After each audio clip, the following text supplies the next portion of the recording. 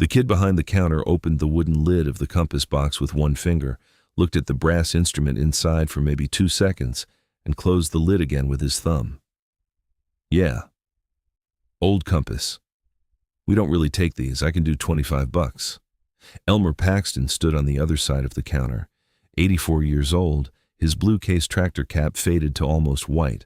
The wooden box his grandfather had made himself in 1912 held steady in both weathered hands because the tremor in his left hand had been getting worse, and he didn't want the boy to see it. And watched a 22-year-old in a first cash pawn polo look at the most important object in his family's history and see $25 worth of scrap brass. That was my great-great-grandfather's, Elmer said, quiet. The kid, Braden by the crooked name tag, shrugged and pulled the wooden box across the glass toward himself without asking. Sure, 25. Take it or leave it. Here's what that kid in the pawn shop didn't know. Here's what nobody in that shop knew. The brass surveyor's compass Elmer Paxton had just set down on that counter was worth $162,000.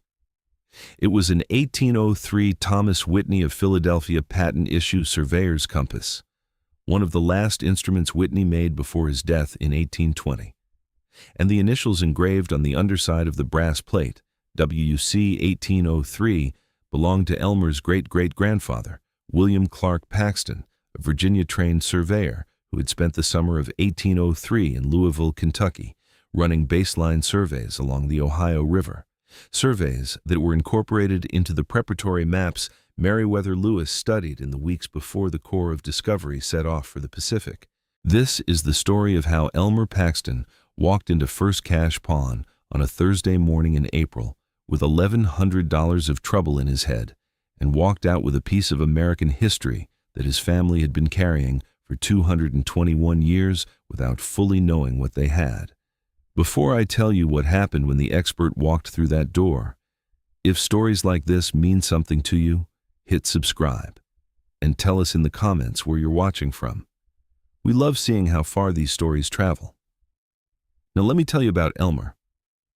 Elmer James Paxton was born in 1940 in Boonville, Missouri. His father was a wheat farmer who lost the family farm in 1952 and ended up a lineman for Cooper County REA. Elmer went to Boonville High, graduated in '58, spent 3 years in the Army Corps of Engineers in Germany, came home and got on at Missouri Department of Transportation as a survey crew chief. 41 years measuring roads in the same county where his father had measured wheat. Retired in 2002, married Ruby in 1963, buried Ruby in 2019, raised one daughter, Linda, now 59, and living in Kansas City. The medical bills were the problem. Elmer had been diagnosed with Parkinson's in 2022. The tremor had started in his left hand and moved to his jaw. His neurologist in Columbia had put him on 3 medications, and one of them wasn't covered by Medicare supplement and ran him $840 a month out of pocket.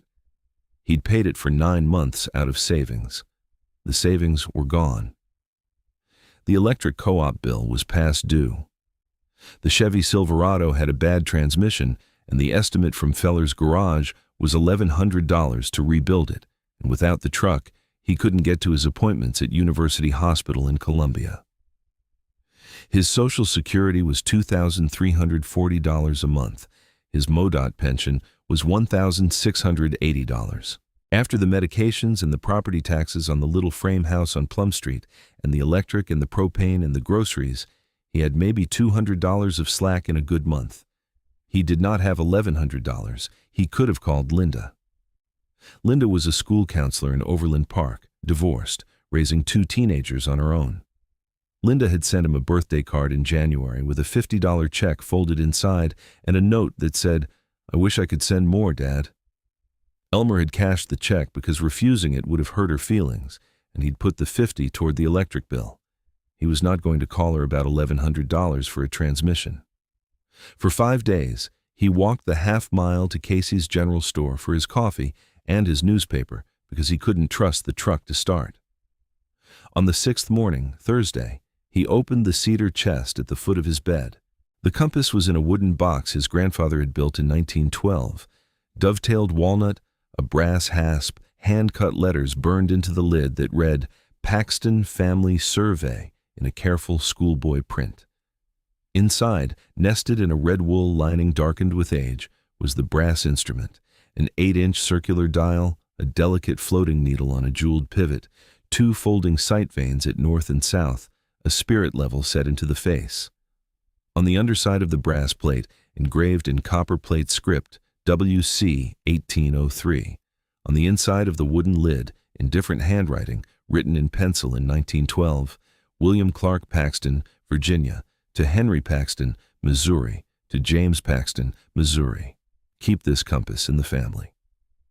Elmer had kept that compass in the family for 56 years. His father had handed it to him in 1968 on the porch of the farmhouse in Cooper County, 2 weeks before he died. Your great-great-grandpa surveyed with this in Kentucky before Missouri was a state, his father had said. Keep it, son. Keep it with the box.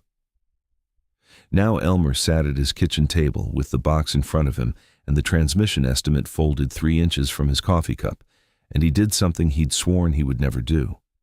He drove the truck into town, praying it would make it. The Boonville bypass was empty at 9 that morning, a gray April rain coming down steady.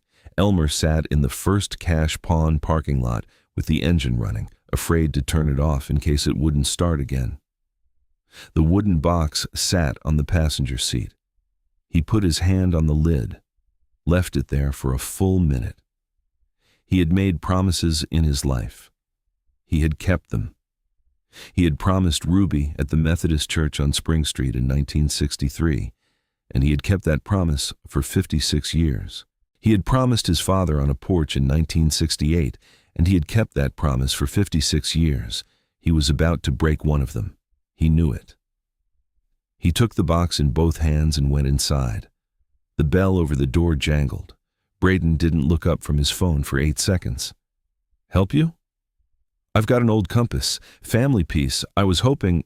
Let's see it. Braden set the phone face down. Elmer unlatched the brass hasp and opened the box slowly. Braden's eyes flicked down, up, back down. He made a small, unimpressed sound. Yeah, we get old compasses. Boy Scout stuff, hiking stuff, whatever. We don't really move them. $25, like I said. This isn't a Boy Scout compass, son. This was made in 1803 in Philadelphia. My great-great-grandfather. Sure, Pops. Braden smiled without smiling. Look, I don't doubt you. I don't. But I can't pay you 1803 prices because I can't sell it for 1803 prices. You know what I mean? It's a supply and demand thing. 25. Elmer's jaw worked once. The tremor in his left hand had started up again. He put both hands on the counter to still them.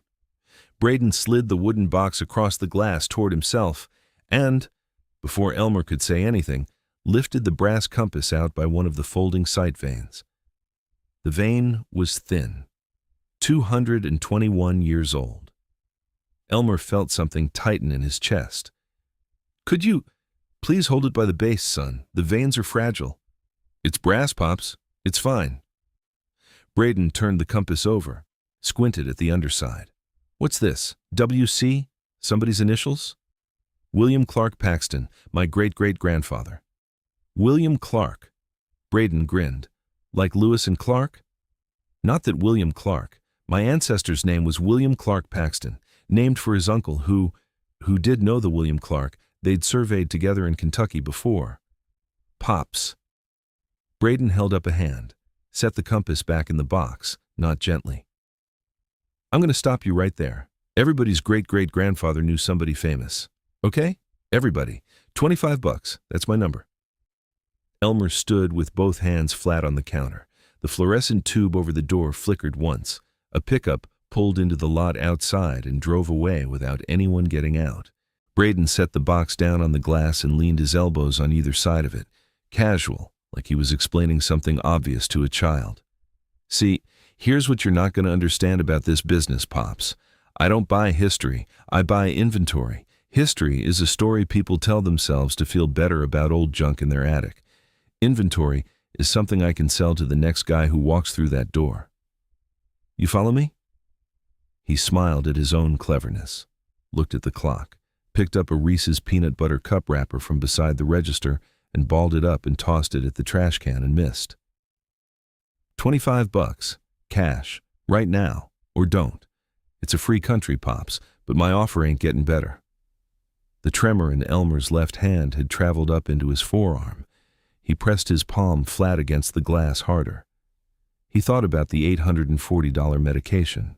He thought about the transmission slipping on I-70 the last time he'd driven to Columbia for his appointment, how he'd had to pull off at the Midway exit and sit for 20 minutes before he trusted the gears to hold. He thought about Ruby's last Christmas in 2018 when she'd still been herself, and how she'd pointed at the wooden box on the shelf and said, "Elmer, you make sure Linda gets that someday. That's a family thing." Or "Take it home, Pops. Your call. I'm not twisting your arm."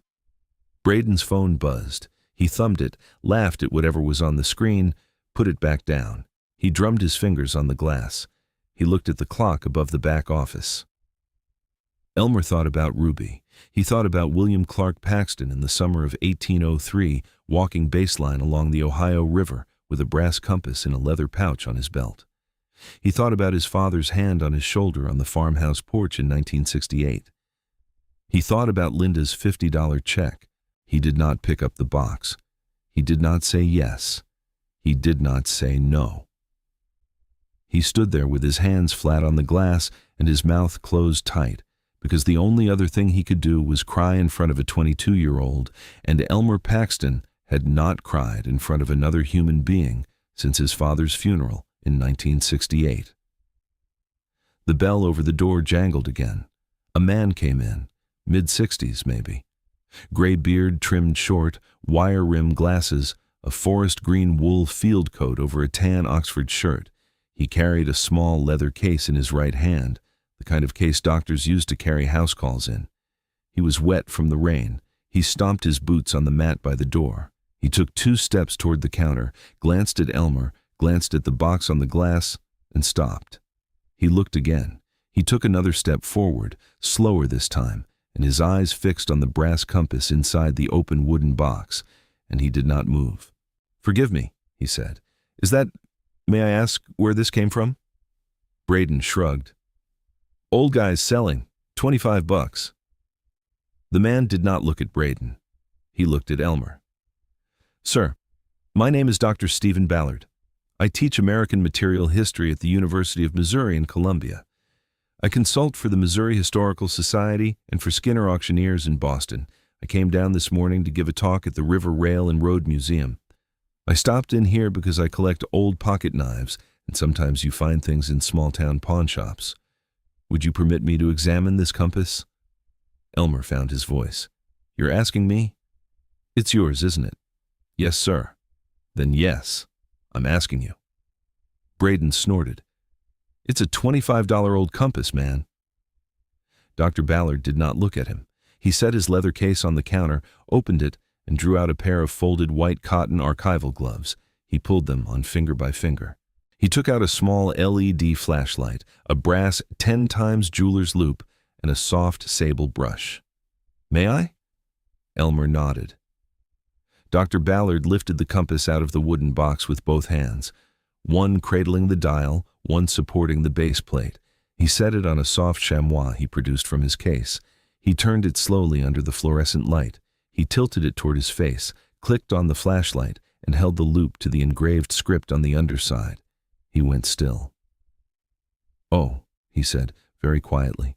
He turned the compass a quarter rotation, brought the loop to the maker's mark near the rim of the dial, held it there for what felt like a long time. His breathing had changed, slower, deeper. He moved the beam along the edge of the brass, studied the hand-filed scalloping where the compass plate met the base. He opened one of the folding sight vanes with the lightest imaginable touch, studied the hinge pin, closed it, opened the other one, studied that hinge pin too. He reached into his case and took out a leather notebook and a silver pen. He wrote down one line. He wrote down another. He looked up at Elmer. "Mr. Paxton, Elmer Paxton. Mr. Paxton, do you know who made this compass?" "No, sir. Family always just called it the compass." "Doctor, Ballard pointed at the faint stamp near the edge of the dial, so small Elmer had never really looked at it. That mark reads Thomas Whitney Fila. Thomas Whitney was an Irish-born instrument maker in Philadelphia, active from about 1798 to his death in 1820. He was considered the finest surveyor's compass maker in the early American Republic. His instruments were carried by Andrew Ellicott, by the engineers who laid out the District of Columbia, and, this is the part that matters, Mr. Paxton, by a number of the federal surveyors who prepared the baseline maps that Meriwether Lewis and William Clark studied at Harper's Ferry in the summer of 1803, in the weeks before they departed for the Pacific. The fluorescent tube flickered. The initials on the underside of the plate read WC 1803. Do you know what those stand for? William Clark Paxton, my great-great-grandfather. He was a surveyor. Dr. Ballard closed his eyes for a second. Mr. Paxton, there is a name, William Clark Paxton, in the Federal Land Survey records of Jefferson County, Kentucky, for the calendar year 1803. A Virginia-trained surveyor who ran baseline along a stretch of the Ohio River between the falls of the Ohio and the mouth of Salt River that summer. His field notes are held at the Filson Historical Society in Louisville. I've read those notes. I read them in 2011 when I was working on a book about pre-expedition survey work in the Ohio Valley. The notes mention, on page 14, my Whitney compass, newly obtained, initialed by my own hand. Page 14, Mr. Paxton. Elmer's mouth was dry. Those notes also mention on page 22 a meeting in Clarksville, Indiana Territory in October of 1803 with a Captain Meriwether Lewis and a Captain William Clark, no relation to your ancestor, though the name was how the two men were introduced. Your ancestor gave them a copy of his baseline survey of the south bank of the Ohio. That map, or a copy derived from it, is in the archives of the American Philosophical Society in Philadelphia, filed among Lewis's preparatory materials. Braden had put his phone down. He was standing very still. Dr. Ballard turned the compass over one more time. He held the loop to the engraved WC 1803 on the underside of the plate and studied the shape of the letter strokes, the serifs, the depth of the cut, the angle at which the engraver's boron had been held. He compared them silently to something he was remembering. He nodded very slightly to himself. The hand is consistent, Mr. Paxton. The hand that engraved these initials also wrote the inscription on the inside cover of your ancestor's 1803 field book at the Filson. I have seen that field book. I am looking at the same hand. He set the compass back on the chamois, rested both gloved hands on either side of it, the way a priest rests his hands on either side of a communion cup. There is one more thing I want to tell you. The Whitney Patent Surveyor's Compass, in the small world of American scientific instrument collectors, is the single most sought-after early Republican instrument. There are 41 known examples. Of those 41, only 3 have documented federal surveyor provenance tied to named expeditions. Yours would be the 4th, and the only one tied, however obliquely, to the Corps of Discovery.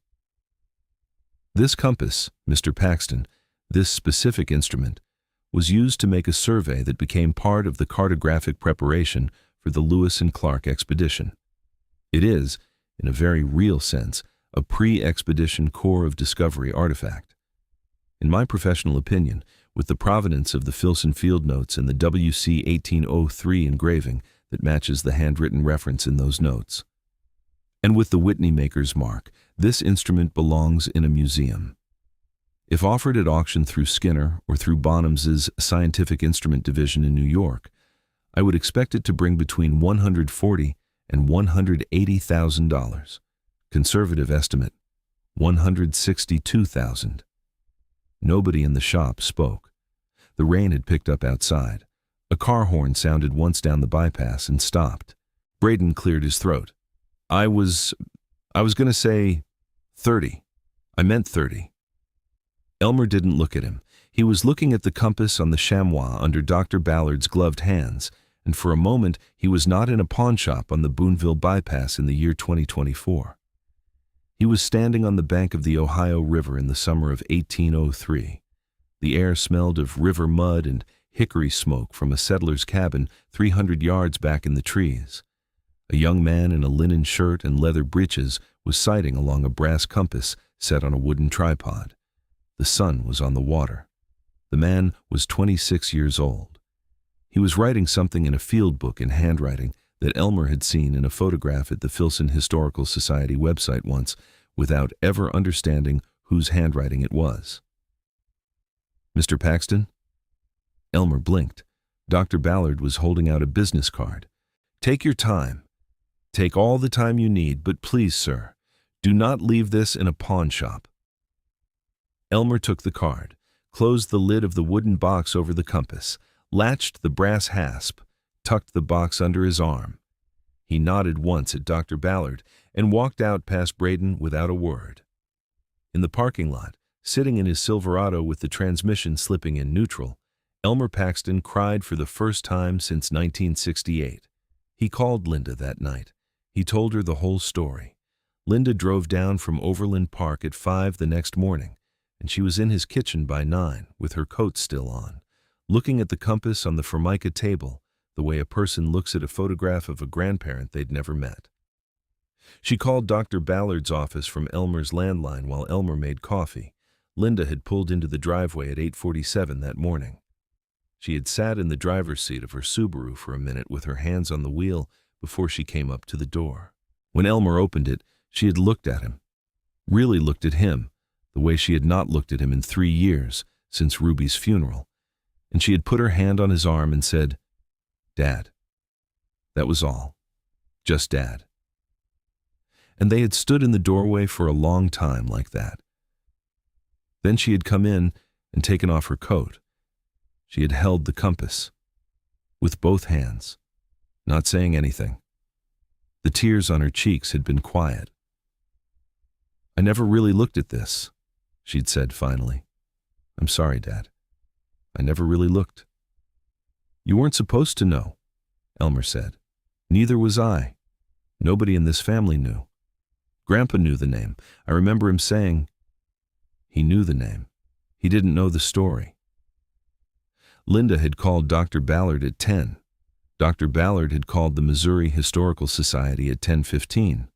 By 11, the Society's curator of Western Expansion Collections was driving down from St. Louis with a conservator and a small padded case.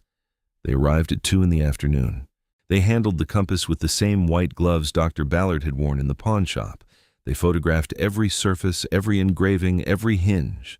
They drove the compass in the wooden box to St. Louis that evening with Elmer's permission in the padded case in the back of a society vehicle for a full conservation assessment. 6 weeks later, the Missouri Historical Society in St. Louis held a private ceremony. Dr. Ballard had brokered the sale. The compass and the 1912 wooden box went to the Society for $155,000 on a 99-year family-owned loan, with a permanent display case in the Lewis and Clark Gallery and a placard that read, "Thomas Whitney Patent Surveyor's Compass, Philadelphia, 1803, carried by William Clark Paxton, 1777 to 1849, Federal Surveyor. Used in baseline surveys of the south bank of the Ohio River, summer 1803. Referenced in Paxton's field notes, Filson Historical Society, and in the preparatory materials of Captain Meriwether Lewis. On loan from the family of Elmer J. Paxton, Boonville, Missouri." At the ceremony, the Society's director read from William Clark Paxton's field notes, a passage written in Clarksville, Indiana Territory, dated October 14, 1803. "Met this day with Captain Lewis and Captain Clark, gentlemen of most serious purpose. Captain Clark and myself shared much talk of our common name, though no kinship.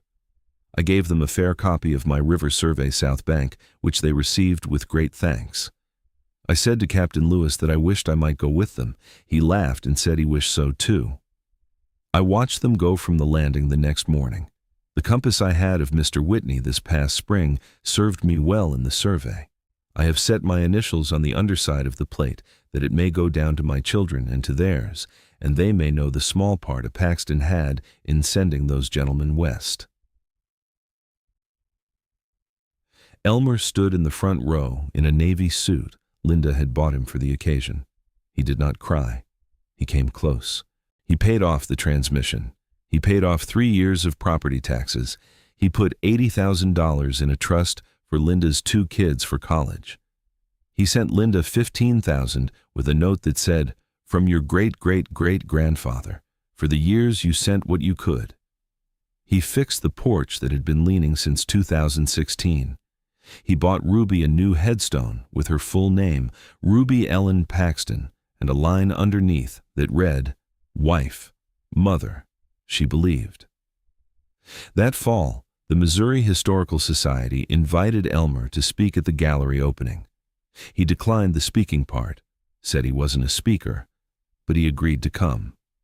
He drove up to St. Louis in the Silverado with the new transmission. Linda met him at the museum entrance. They walked together through the marble-floored lobby to the Lewis and Clark Gallery. The compass was in its case on a pale wooden plinth, the wooden box open beside it, the placard below, a soft light from above. No music. A small crowd moving through the room. Elmer stood in front of the case for a long time. He did not speak. After a while, a young man in a field jacket, maybe 18, a student, walked up beside him and read the placard and then looked at Elmer. "Sir," the young man said, "are you the Paxton on that sign?" "I am." "I'm studying land surveying at Missouri S&T. Thank you, sir, for letting us see this." Elmer shook the young man's hand. The young man's grip was firm. His eyes were clear. Elmer thought, for no reason he could have named, about William Clark Paxton at 26 on the bank of the Ohio River, and about his own grandfather building a wooden box in 1912, and about his father handing it to him on a farmhouse porch in 1968. "Keep at it, son," Elmer said. "The country still needs surveyors." The Columbia Daily Tribune ran the story. The Kansas City Star picked it up. The Louisville Courier-Journal ran it because Kentucky still claims William Clark Paxton as a native son. A letter came to Elmer's post office box in June from a historian in Louisville who had spent 4 years trying to identify the surveyor whose baseline appeared, unsigned, in Lewis's Harper's Ferry papers. She wrote that Elmer's family had solved a problem she'd been unable to solve. She asked if she could come meet him. Elmer wrote her back that afternoon. And the next Tuesday morning, back home in Boonville, Elmer sat down for coffee at Casey's with Ray Hollis and Junior Bemis the way he had every Tuesday for 37 years. Ray looked at him over the rim of his styrofoam cup. "Heard you made the Tribune, Elmer." "Heard that." "Lewis and Clark, huh?" "Something like that." Junior shook his head. $25. $25, Elmer agreed. The three of them laughed, the quiet, chest-deep laugh of old men who have lived long enough to know that the world rarely sees what matters, and that sometimes, if you wait long enough, it finally does. A kid in a pawn shop looked at that compass and said, $25. He didn't know. They never do. If stories like this mean something to you, hit subscribe and tell us in the comments where you're watching from. We love seeing how far these stories travel, because some things have hidden worth.